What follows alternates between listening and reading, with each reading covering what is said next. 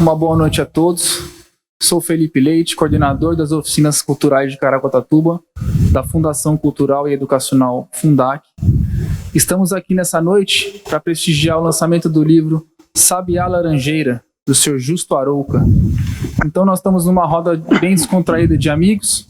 Eu gostaria de abrir essa roda hoje agradecendo ao nosso prefeito, Aguilar Júnior, a nossa presidente, dona Silmara Matiaso, e está trazendo aqui para vocês esse entretenimento, essa roda descontraída e esse lançamento de um livro tão importante para o Sr. Justo Arouca e para todos os caraguatatubenses que conheceram a catástrofe e que passaram por essa situação tão difícil. Então aqui eu tenho o Sr. Justo Arouca, o Sr. Silvio Rangel, o Sr. Pitágoras, a dona Denise e a dona Rose Teles, também fazendo parte dessa banca nossa. E queria passar já logo de cara a palavra por o nosso personagem principal hoje, o Sr. Justo Arouca. Sr. Justo Arouca, eu queria saber do senhor qual é a sua relação com Caraguá, que eu sei que é uma relação de anos e bastante íntima, e eu queria saber do senhor como surgiu a ideia para essa obra, o Sabiá Laranjeira, que conta alguns contos, algumas passagens de algumas pessoas durante a catástrofe e pós a catástrofe de 67. Boa noite, muito obrigado. Eu quero antecipadamente me expressar um privilegiado por Deus ter me dado uns anos a mais de vida para poder, nesse instante, estar aqui com uma juventude atuante, exatamente na minha cidade, fazendo cultura, trabalhando pela tradição da cidade, tentando levantar o que há de história na cidade e no sentido de poder compartilhar desse momento muito agradável e importante também para vocês que estão nessa labuta.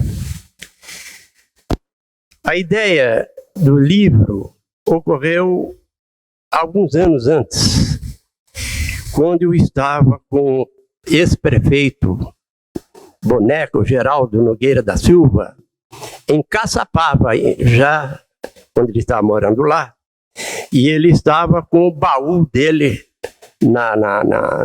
ele estava me mostrando o baú, os arquivos dele, numa caixa grande, num baúzão lá.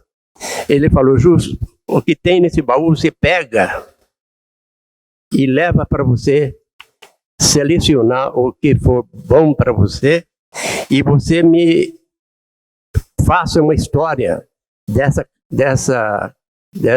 catástrofe que abalou a cidade em 1967. E eu, antes disso, eu tinha em mente em escrever a história dos prefeitos, a história política da cidade, exatamente naquele livro memorial de Sua Excelência. Por que eu quis fazer esse livro? Que é uma história política desde o primeiro prefeito da cidade até, na época do término do livro, era o prefeito Antônio Carlos aí. Por que eu quis fazer essa história política?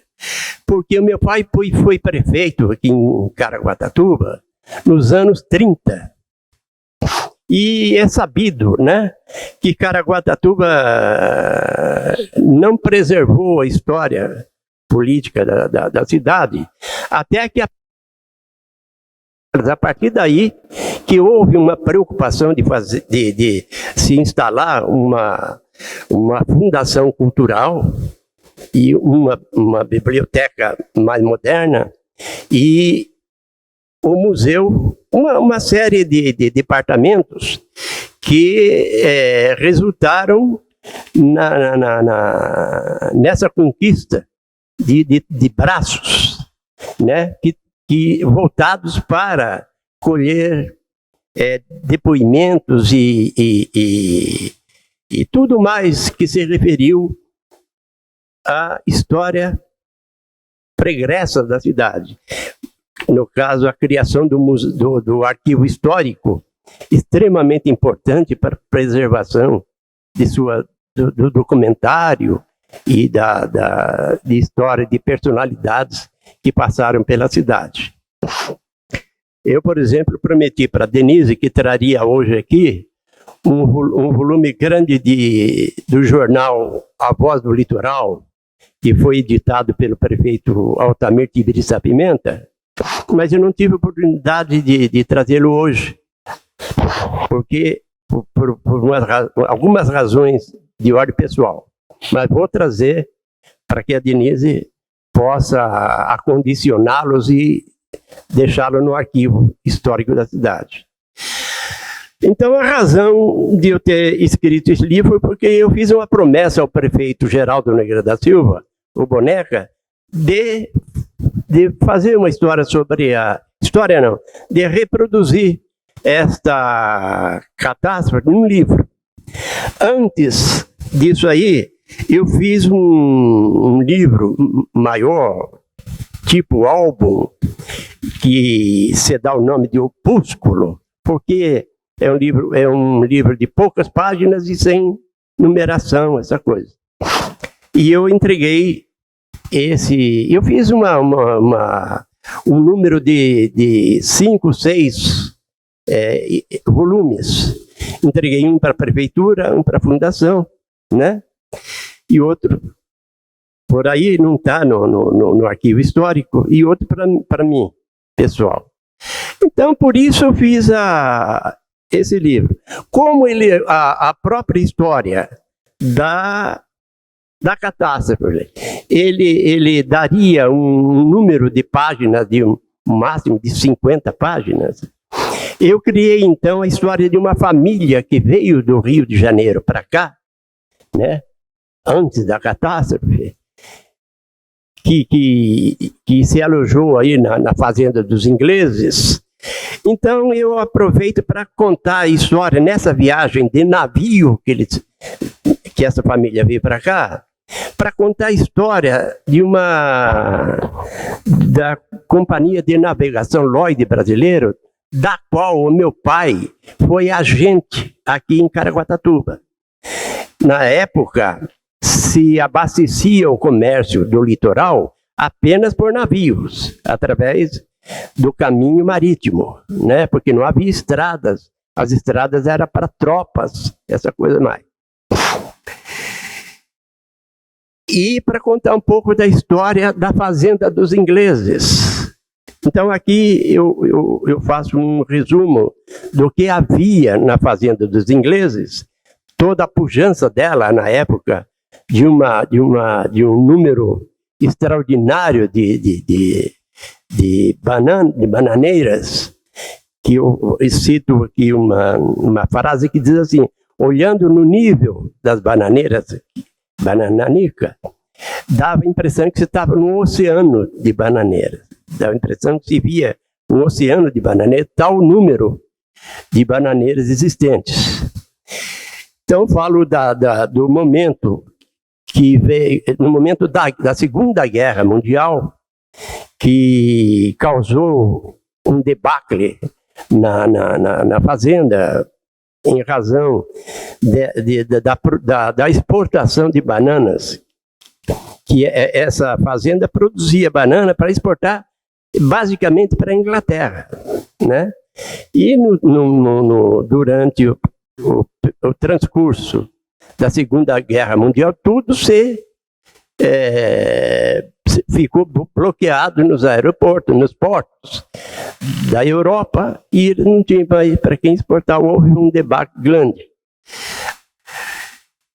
E, finalmente, a catástrofe que veio, finalmente, arrasar com a fazenda, que tornou o patrimônio daquela empresa zerado, que eles precisaram vender para outra firma, onde está hoje o shopping, a Fazenda Penido, essa coisa.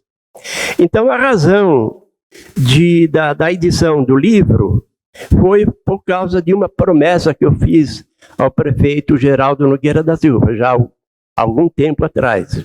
Fiz agora porque foi a oportunidade que me apresentou. Maravilha, maravilha. Que aula, né? Vou aproveitar, passar a palavra para o seu Silvio Rangel, também escritor, hoje aqui representando o coletivo Fieira de Timbopeva. Seu Silvio, um prazer tê-lo conosco aqui hoje. Quero deixar a palavra com o senhor aí, fique à vontade. Então, primeiro agradecer essa oportunidade que vocês estão me dando de estar aqui na minha terra natal.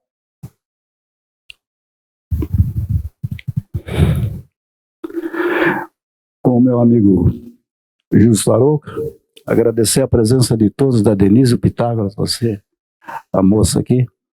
Afinal de contas, eu joguei bola com ele, ele era um centroavante, ele era centro médio, né, Justo? Por aí, centro médio, e eu era ponta direita. Era só cruzar e correr pro abraço, que não tinha problema. Eu estou falando isso para a gente ficar mais à vontade, porque eu estou numa emoção fantástica. Mas o Justo é o seguinte, o Justo, ele é uma pessoa, eu digo isso com certeza absoluta, hoje, é uma das memórias vivas de todo o litoral norte paulista, é único, não existe mais. Ele sabe tudo, conhece tudo, tem um fantástico arquivo na casa dele em Taubaté. É o sujeito de uma memória privilegiada. E eu me sinto muito tranquilo, porque realmente fazer parte desse seleto grupo que você acabou de falar que sou escritor, eu não sou. Eu escrevo umas bobagens aí e tal, para a gente passar o tempo, né, Denise? Mas nada de assim, muito responsabilidade e tal. Mas eu agradecer o Pitágoras também aqui. Mas eu gostaria de fazer uma pergunta para você, Justo, porque eu estou meio nervoso, mas eu gostaria de fazer uma pergunta para você no seguinte. Caraguatatuba é essa pujança que você está vendo hoje, né? Nós estivemos lá na rua 15 de novembro, agora há pouco. Santa Cruz. Rua Santa Cruz, desculpa, Justo. Puxa, 15 de novembro. 15 de novembro foi a sede do 15 lá. Nós estivemos na rua Santa Cruz agora há pouco, tivemos onde era a sede do 15, do lado tinha o bar do meu tio Paulo Rangel, viu, Wilson? E em frente tinha a Caixa Econômica, que o gerente era o Ademar Fida, não sei, e do lado tinha a delegacia, isso na rua Santa Cruz, onde é o calçadão hoje. Nós estivemos hoje lá, e aquela Caraguatatuba que começava na Caputera e terminava no Sumaré, é isso, Justo? Mais ou menos, né? Começava... tempo, né? Porque o meu era menor, mas no meu tempo já era um pouco maior. Aquela Caraguatatuba acabou. E em cima disso, Justo, eu gostaria de perguntar para você o seguinte. Por que Caraguatatuba não preservou pelo menos 1 ou 2, sei lá, 3 prédios históricos para a gente ter isso hoje em mente? Pelo menos eu acho que não preservou, não sei. É tudo modificado, tudo modernizado, é uma cidade cosmopolita, mas não tem nada assim preservado. Pelo menos eu não conheço isso. É isso que eu queria perguntar para você, Justo, se você tem alguma ideia. Não preservou porque Caraguatatuba nunca teve prédio histórico, nunca teve. E Caraguá não tinha história, ou não tem história, na verdade. A história, a partir do Antônio Carlos, foi levantada até por colher dados nos bairros por aí, porque não tinha nada escrito. A biblioteca Afonso Schmidt, que a biblioteca se chama Afonso Schmidt, né? A biblioteca, ela sempre existiu antes, mas não tinha essa função que tem agora, por exemplo, o arquivo histórico e a Fundação Cultural, essa coisa. Eu digo até que aqui, não por ironia, mas apenas por citar, que se você perguntar para qualquer um dessa cidadão aí, quem que é o fundador da cidade, ninguém sabe. Não sabe responder. Porque não tem nem rua com o nome dele aí, com o nome do fundador, né? E o escritor Jurandir, que fez um levantamento importante aí, que fez o livro Santo Antônio de Caraguatatuba, ele ainda complicou a história do fundador, porque arrumou um outro fundador. que está escrito aqui, agora não me ocorre. Entendeu? Então, Caraguá não tem preservado nenhum patrimônio histórico, porque não tinha patrimônio histórico, nunca teve. As casas mais antigas aqui era da pensão Binoca e da casa do Luiz Passos, por exemplo. Mas não eram construções com arquitetura anterior, de origem anterior, essa coisa. Então não tinha que preservar mesmo. Tanto é que, eu cito aqui, tanto é que o símbolo da Fundação Cultural é aquele chafariz ali. Evidente que tem a igreja, que é um patrimônio datado da sua fundação, porque sem igreja também não se podia haver a fundação da cidade. Então é um simples chafariz, que também não se sabe, não está escrito em lugar nenhum, quem foi que implantou aquele chafariz. Eu creio, com a modéstia que eu possa apresentar, com a maior modéstia e simplicidade, tenho a impressão que aquele chafariz foi posto lá na época que o meu pai foi prefeito. Por quê? O meu pai, ele foi um empreendedor de primeira qualidade. Por quê? Arrojado. Por quê? Ele fez a primeira sede da prefeitura local. Naquele tempo, imagina a arrecadação de uma prefeitura.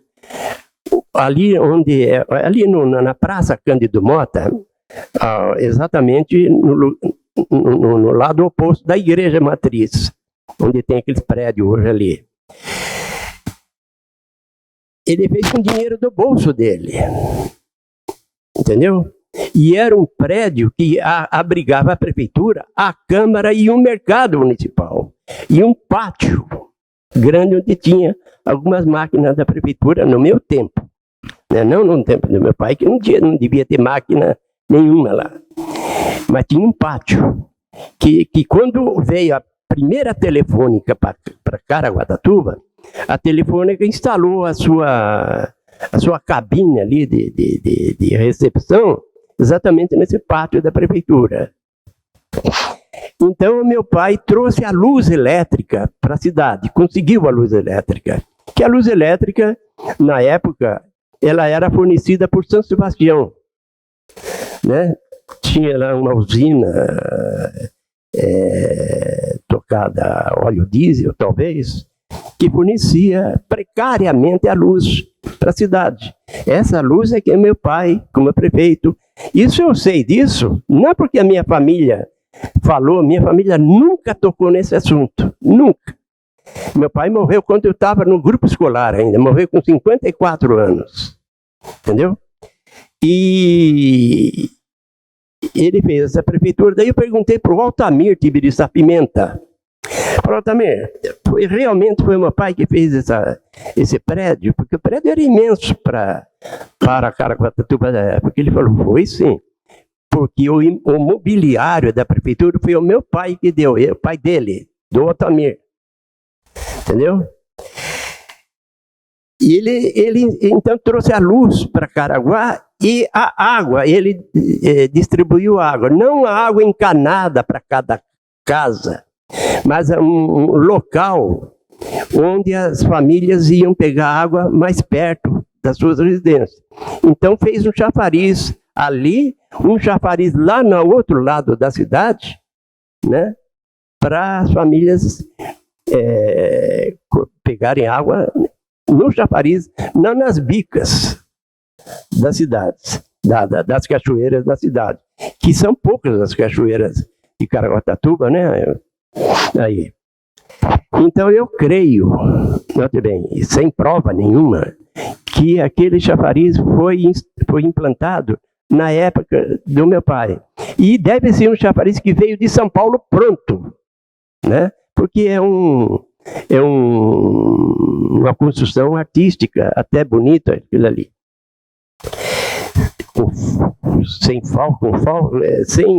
Sem querer iniciar uma história que traga para o meu pai esse privilégio. Falo sem ter certeza nenhuma, mas eu creio. Eu queria agradecer o depoimento do seu Silvio Rangel emocionado, é emocionante para a gente também. Não queria ser desrespeitoso com as duas mulheres, nós vamos deixar a cereja do bolo para o final. Vou estar passando a palavra agora para o seu Pitágoras, bom pastor de Medeiros, tá representando aqui hoje a rádio Cancioneiro Caiçara. Seu Pitágoras, o senhor fica à vontade. Muito obrigado. Queria dizer que agora a gente é uma rádio revista, né? Porque tem um portal no site. Tem um site também onde a gente está escrevendo os artigos. E contratamos aqui o Passe, o Justo Arouca vai ser nosso colunista. E se Deus quiser, nós vamos reproduzir todo esse material dele. Realmente, o Silvio Rangel falou uma coisa fantástica. O Justo Arouca, por humildade, ele nega. Como talvez Camões negasse que fosse poeta, o Justo Arouca nega que é escritor. Mas é assim, o maior escritor caiçara e o cara que mais contribuiu para a história de Caraguatatuba. Inclusive existe uma disputa saudável, porque eu chamo o Justo Arouca e o Silvio Rangel de os homens de duas tubas. Tuba, todo mundo sabe que em Guarani quer dizer tupi, né, grande, né? Então os dois são realmente grandeza. O Justo Arouca, eu não sei se tenho uma dúvida se ele é melhor na cabeça ou no pé, que também ele foi um grande jogador de bola, né? E igualmente com o Silvio Rangel. Então tem uma disputa saudável, principalmente pela propriedade do Justo Arouca. O Ubatuba quer que o Justo Arouca seja dela. E tem motivo para querer, e Caraguatatuba tem motivo para querer. Mas assim como o Altamir foi, eu acredito que o Justo Arouca defende a tese de que o litoral norte é uma só, né? Uma só. Eu queria, em primeiro lugar, aqui também, agora, parabenizar o Arquivo Público Municipal, que fez agora, dia 20 de março, quantos anos, Denise? Agora fez 20, né? 20 anos. Eu quero só lembrar aqui uma pataquada, uma história real que aconteceu.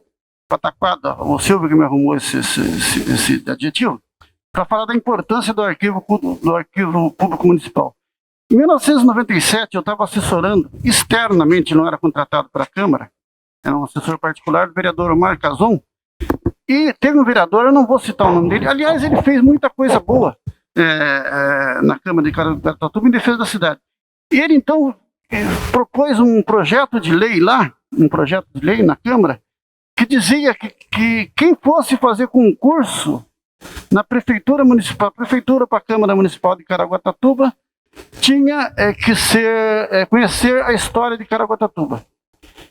E aí o professor Roberto Comas, que era professor de História, disse para ele, mas o vereador, como que o candidato vai saber disso? Cite uma obra sobre Caraguatatuba. Aí ele falou assim, a Ponte do Porto Novo.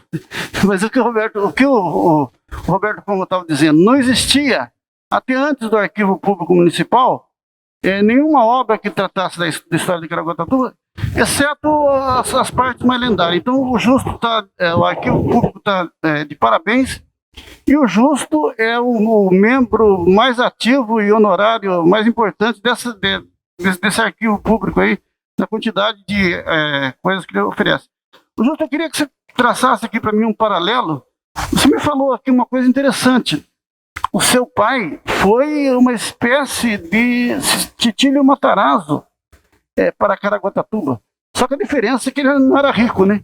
Porque o Titílio Matarazzo, você deve saber disso, é verdade aquela história que o Titílio Matarazzo, junto com seus secretários, em vez de pagar o salário do secretário, pegava no fim do mês, que era tudo ex-ministro, ex-prefeito, pegava no ex-prefeito de São Paulo, pegava no fim do mês um dinheiro para fazer obra por Ubatuba. Primeiro, se é verdade isso. E segundo, se o seu pai fez isso, ele fez mais que o Justo, que o Titílio Matarazzo, Porque o Titílio Matarazzo, para fazer uma ponte, era um centavo para ele. Agora, para o seu pai, construir um prédio da prefeitura é um fato marcante que a gente precisa resgatar. Precisa resgatar, porque é importante esse resgate da ética do Caiçara, para a gente valorizar. Você poderia fazer um paralelo e falar um pouco desses dois casos, por favor? Não há como fazer paralelo. O Matarazzo, eu fui assessor do Matarazzo em Ubatuba. Comigo, por que eu não estou em Caraguatatuba?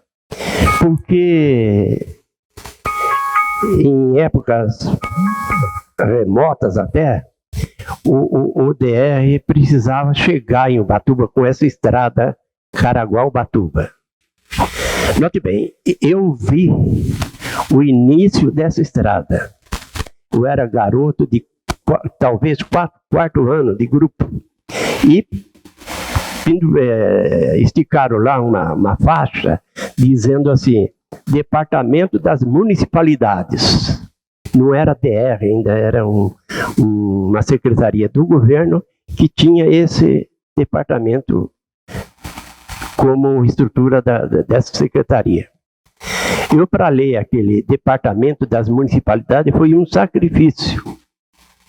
Eu cito isso no livro memorial.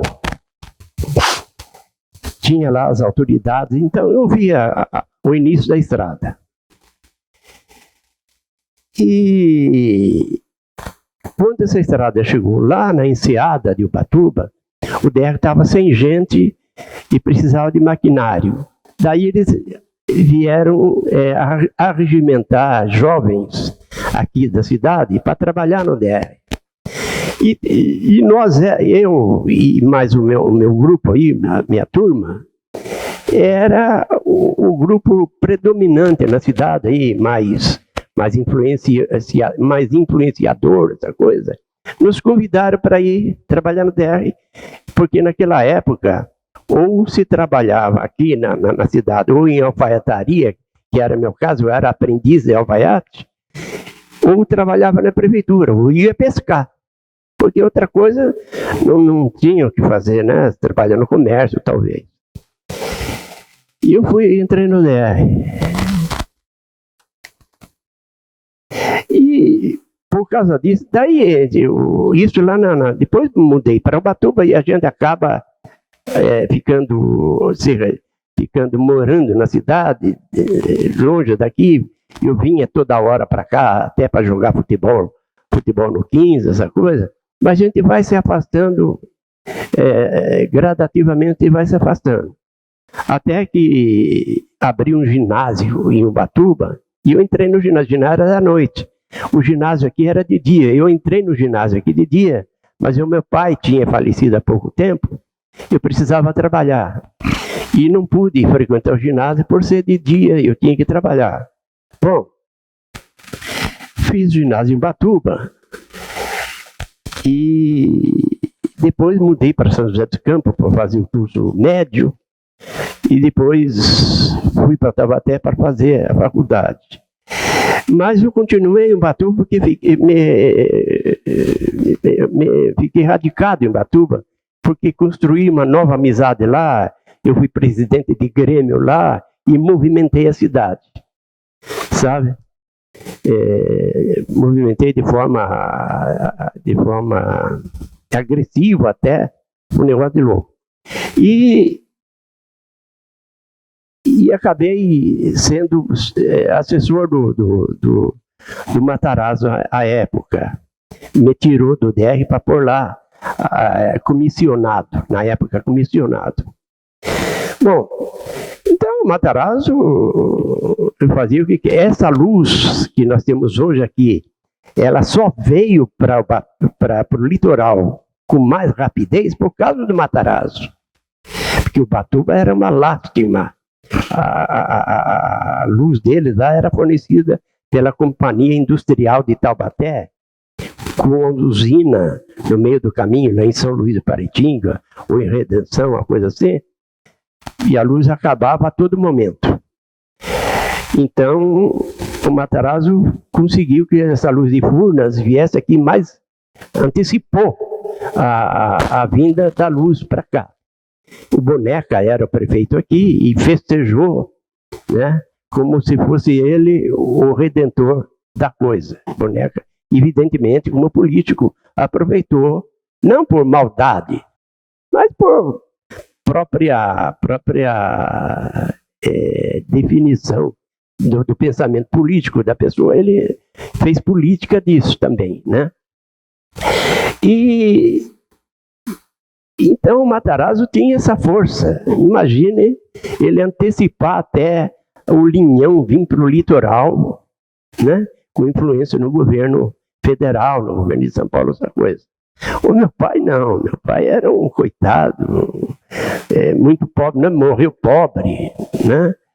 E só que era empreendedor, era pessoa com esse estilo, né, de governo. E era pessoa absolutamente humilde. Pelas fotografias que eu vi dele, cheguei a ver junto com outros políticos, né? A gente percebe que ele era uma pessoa retraída, entendeu? Mas isso não o impedia de ser uma pessoa arrojada, no sentido de fazer os projetos funcionar. Que uma coisa é ser prático e outra coisa é ser sonhador, é verdade? Então não há paralelo, não tem paralelo. O Matarazzo é uma figura internacional, não é verdade? Explicação. Professora Rose Teres, prazer tê-la conosco aqui, representando hoje o coletivo de Memórias e Saberes. A senhora fique à vontade. Certo, Felipe. Queria parabenizar o seu Justo Arouca pelo livro. Uma coisa que eu presenciei muito bonita quando eu cheguei foi ele se preocupando com a distribuição do livro, né? A Denise também, de forma que esse livro chegue a muitas pessoas, aos estudantes, nas bibliotecas.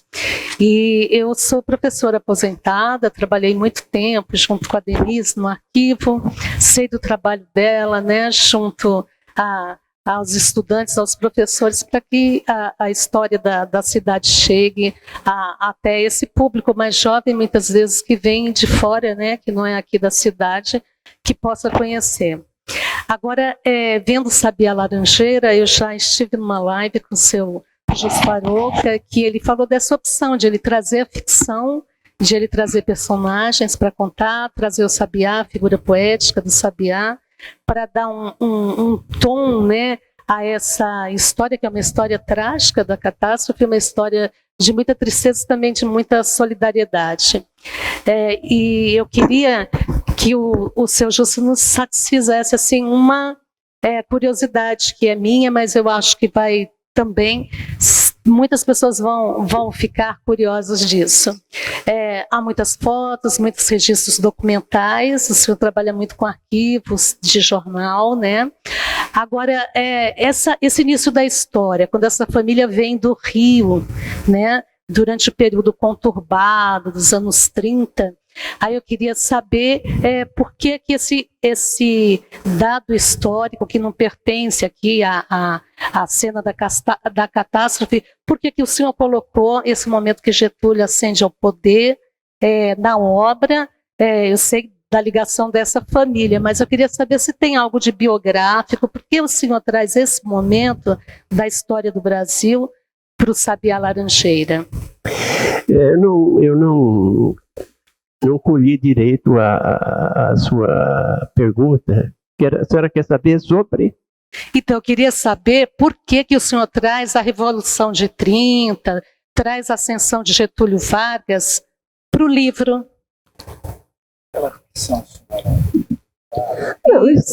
Isso daí é apenas um momento vivido pela família que originou a saída dele do Rio de Janeiro para vir para cá, para ficar livre da perseguição da ditadura então implantada na época. Quer dizer, para a gente, note bem, eu quero fazer um parênteses aqui bastante sério e oportuno. Eu não sou escritor, note bem. Eu acho que o escritor é um outro patamar. A pessoa escritora é um outro patamar. Ele normalmente o escritor que vive da profissão, ele é um intelectual. Por isso eu falei, olha, não sou intelectual para responder qualquer pergunta que vocês façam aí sobre literatura. Evidente, eu estudei literatura, eu sei um pouco de literatura, esse negócio. Mas não sou um cara que tenha conhecimento vasto de toda a obra que se publica. Os escritores têm a preocupação de ler tudo o que se faz para que ele tenha conhecimento durante um momento como esse. Porque quem vai entrevistá-lo é uma pessoa também culta e quer saber é pessoa culta ou é estudante de literatura que quer saber sobre novidades, né, da área. Então, eu sei da história, um pouco da história da literatura, mas não de forma a poder responder o que for perguntado. Seu Justo Arouca, um posto de humildade e simplicidade. Estou muito honrado em estar ouvindo todas essas histórias do senhor aí, estar participando disso no meio de gigantes aqui. Para a gente estar encerrando agora, vou deixar a palavra com a Denise. A Denise é nossa historiadora, nossa técnica em arquivos municipais, representando aqui o Arquivo Municipal Arino Santana de Barros. Denise, com você, fica à vontade. Primeiramente, eu preciso esclarecer alguns pontos. Eu quero aproveitar para esclarecer alguns pontos. Que o Arquivo Municipal Arino Santana de Barros, e eu já até me desculpo com vocês, que falam que depois da Covid, Denise foi uma, pós-Covid, Denise foi outra. É outra. Mas, assim, preciso esclarecer que o Arquivo Municipal Arino Santana de Barros, que foi criado primeiramente contra o Arquivo Público, em 1998, então já, na verdade, são 23 anos aí de caminhada. No arquivo nós temos, agora, né, vamos ter todas as publicações de Justo Arouca, do nosso escritor Justo Arouca, então, inclusive o livro Águas de Março, que é o livro que ele produziu a pedido do prefeito Geraldo Nogueira da Silva. Então, a gente tem todos, na nossa biblioteca de apoio, no arquivo, a gente tem todas essas publicações.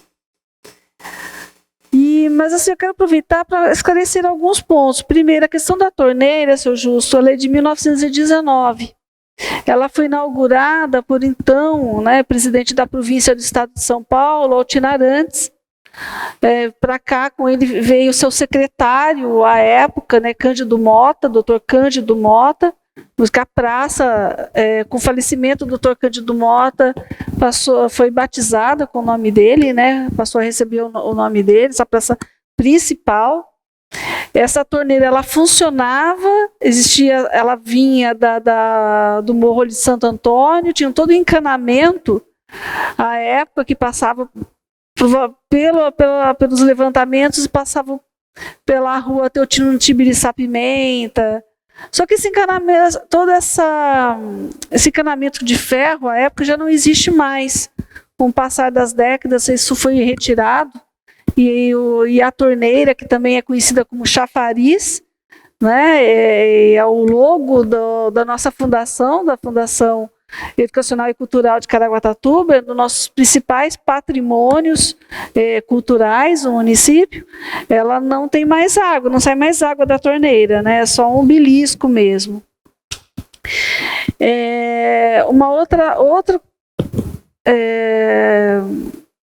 coisa que eu preciso esclarecer um pouco, vou tentar ser breve, tá? E quem desejar depois, que estiver assistindo a essa roda de conversa, quiser procurar o arquivo para maiores esclarecimentos, para ter acesso a documentos, a publicações, pode procurar de segunda a sexta-feira, nós estamos no horário especial aí das 9 às 14.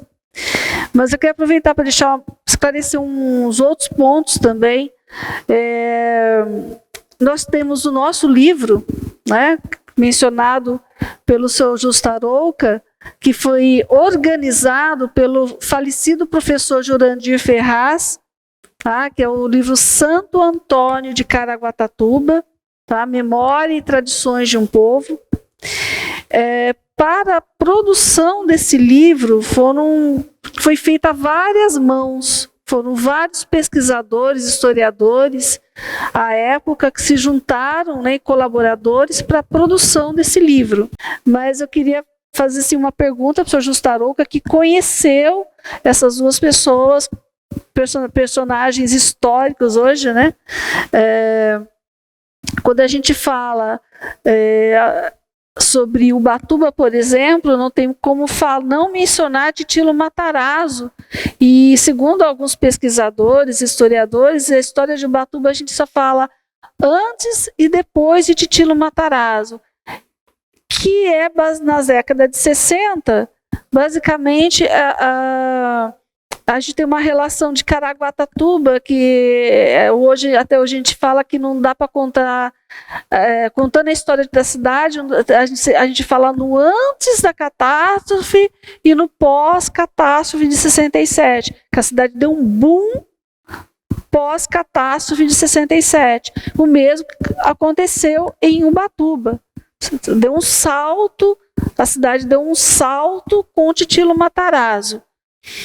E nessa época a gente vê de Titilo Matarazzo que ele teve, o senhor trabalhou na prefeitura dele, o senhor vai se lembrar bem disso, ele teve problemas com a Câmara Municipal, de tentativa de impeachment, e Geraldo Nogueira da Silva também teve problemas com a Câmara Municipal. E a gente pode dizer, senhor Justo, na sua visão, né, a gente pode dizer que tanto Geraldo Nogueira da Silva, dentro das suas condições, né, dentro da sua realidade do município de Caraguá, quanto Titilo Matarazzo foram visionários e que eles tiveram problemas justo por serem visionários e de enxergarem além, o que a cidade, onde a cidade poderia ir, onde a cidade poderia chegar? Bom, o tempo, na época que o Matarazzo foi prefeito em Ubatuba, eu fui muito amigo do secretário particular do Matarazzo. E certa vez eu fui com ele para São Paulo. E fomos lá na sede, no escritório do Francisco Matarazzo, só para dizer o que ele representa no cenário internacional.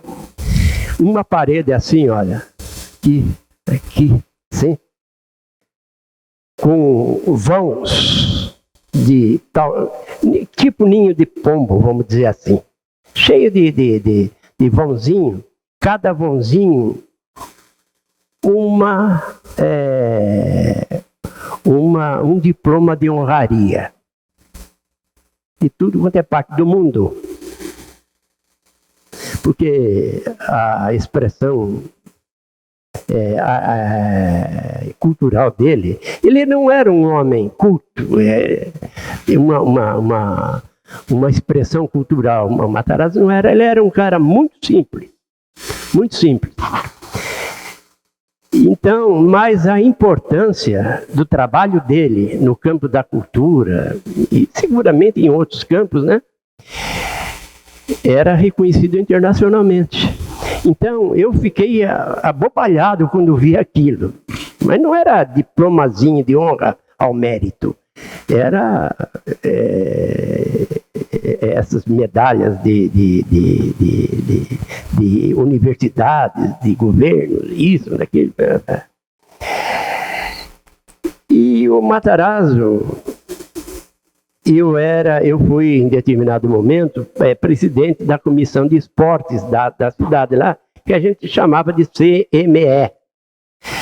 E eu fui falar com ele, falei, prefeito, está acontecendo isso na CME. Ele falou, o que é CME? Né? Quer dizer, ele estava lá para administrar a cidade em outro patamar. Ele não estava lá para saber o que é Comissão Municipal de Esporte, isso, aquilo, não era nada para ele. Ele estava para administrar num outro patamar. Mas a Câmara Municipal atrapalhou a administração dele, porque quase que ele foi caçado. Porque a Câmara Municipal queria que ele ficasse em Ubatuba, né? Ele tinha casa lá, tudo. Mas a atividade particular dele é em São Paulo, coisa de indústria, essa coisa, né, da família dele lá, essa coisa. E a Câmara Municipal chegou a ter uma sessão para caçar o Matarazzo. Entendeu? E através de um testa de ferro da cidade lá, um cara que era um bom vivan na cidade lá, fez uma denúncia, né, a pedido dos vereadores para justificar o pedido de impeachment do Matarazzo. É que o Matarazzo tinha uns advogados de São Paulo, para mim, um que foi ministro da Justiça de São Paulo, o Cunha Lima, se não me engano, se não estou enganado, ele foi lá e assumiu a defesa do Matarazzo no dia da sessão para caçar o Matarazzo, não bem. E a Câmara inteira retrocedeu no pedido dela, permanecendo o mandato do Matarazzo. Porque o jurista, ele era jurista, era um advogado renomado em São Paulo, e disse o que o Matarazzo estava fazendo lá, e o que representava aquele cara que fez a representação para a sociedade. Ele fez um paralelo. A Câmara abaixou a cabeça na hora, entendeu? E deixou ele lá. Mas atrapalhou a administração do Matarazzo. Você sabe o que é caçar o Francisco Matarazzo, sobrinho, e o prefeito de Ubatuba? O que representaria para a história da família dele? Um absurdo, né? Só porque queria que o cara ficasse lá em Ubatuba. Que é a mentalidade de político que existe por aí. Então, eu estava conversando com o Silvio aí na vinda para cá, que foi visitar certa vez, um paralelo só, teve 2 padres aqui do Massaguaçu que vieram rezar a primeira missa dele depois do Monsenhor Benedito e depois do que? Qual é mesmo o nome da solenidade? Ele foi ordenação. Depois da ordenação dos padres, vieram fazer a primeira missa aqui em Caraguá. Caraguá, tempo do Boneca, né? O Boneca era festeiro, menos do que o Altamir Tibiriçá Pimenta, mas o Boneca também gostava de festa e sabia valorizar determinados momentos da cidade. Foi receber os dois padres, novos padres, na Serra, lá na Serra, e trouxe em comitiva para cá para homenagear os 2 padres, os novos padres. Certa vez o Matarazzo levou o cardeal Evaristo Arnes em Ubatuba. Evaristo Arnes foi lá. E eu estava, eu não sabia que o Evaristo Arnes estava em Ubatuba, eu estava lá no centro da cidade e veio o Matarazzo da sede da prefeitura até a igreja matriz é mais ou menos uns 300, 500 metros de distância, mas assim. Veio o Matarazzo, o cardeal e mais dois secretários andando pela cidade, sem nenhuma pessoa acompanhando, fazendo festa, sem nenhuma pessoa. Parecendo que os caras eram pessoas das mais comuns. E não eram personalidades. Ubatuba não tem. Eu falo isso porque eu falei lá em Ubatuba. Eu escrevi no jornal lá. Ubatuba não teve o capricho, né, o cuidado de recepcionar uma autoridade como cardeal Evaristo Janes, que foi visitar Ubatuba espontaneamente. Né? Certamente a convite de Matarazzo, mas foi lá. Ubatuba não ligou para isso. É como se fosse lá um outro qualquer. Então eu fui para Ubatuba e notei essa diferença extraordinária entre a mentalidade de Caraguá e Ubatuba. Gente, eu não quero parecer indelicado. A gente tem história aqui para passar uma noite inteira. Eu queria estar aqui agradecendo mais uma vez a participação de todos vocês. Cada um contribuiu da maneira que pôde. Seu Justo, foi muito gratificante para mim pessoalmente estar conhecendo o senhor hoje, estar ouvindo essas histórias. Acho que para o nosso público em geral foi muito rico todas essas informações e queria aqui mais uma vez agradecer o nosso público, agradecer a nossa presidente Silmara Matiaso, a Denise em nome do arquivo, o nosso prefeito Aguilar Júnior. E para a gente estar encerrando, eu queria passar para o senhor uma consideração final, uma mensagem. O senhor fica à vontade. Acredito que o senhor tem muito para contribuir ainda e quero ter a possibilidade de participar de novos encontros como esse e estar engrandecendo ainda mais o meu conhecimento junto ao senhor. O senhor fica à vontade agora para a gente estar finalizando. Eu quero agradecer profundamente essa oportunidade por ser de Caraguá. Porque não tive a oportunidade de ficar aqui em Caraguá para pelo menos estar colaborando com vocês. Porque embora tenha uma idade avançada, estou ainda em condições de ajudar em alguma coisa a vocês. Pena que eu estou em Caraguá afastado, me afastei também desses assuntos, porque eu enveredei para a carreira jurídica, né? Fui advogado do Departamento de Estrada e Rodagem e fui procurador lá muitos anos, e essa situação me afastou desse caminho que eu gosto tanto. Me afastou porque não precisava dizer, não, mas você trabalhava lá, mas podia fazer aqui. É que eu levava serviço para casa. Embora o pessoal diga que funcionário público não trabalha, alguns trabalham, né? Eu vejo vocês de professoras e tudo mais. E eu levava serviço para casa, para terminar serviço em casa, porque a advocacia tem prazo, né, para cumprir essa coisa. E então deixava tudo de lado. Depois de aposentado, é que passei a dedicar esse negócio de escrita. Porque antes também fiz uma carreira de estudante muito puxada, muito judiada até, muito sacrifício para chegar onde cheguei. Porque a vida é essa aí.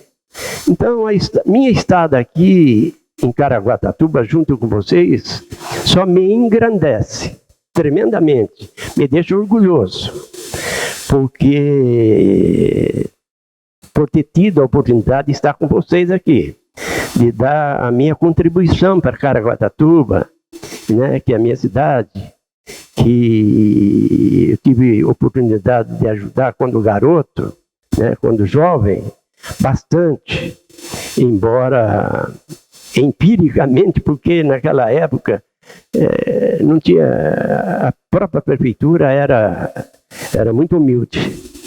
Então, o fato de estar aqui nesse momento, conversando com vocês, só me enche de orgulho.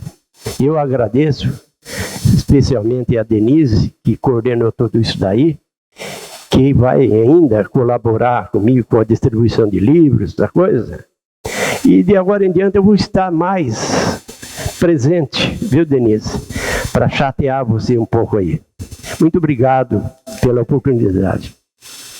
Bom, então obrigado vocês que participaram, prestigiaram desse encontro. Foi um grande prazer contribuir com essa noite cheia de conhecimento, essa noite rica.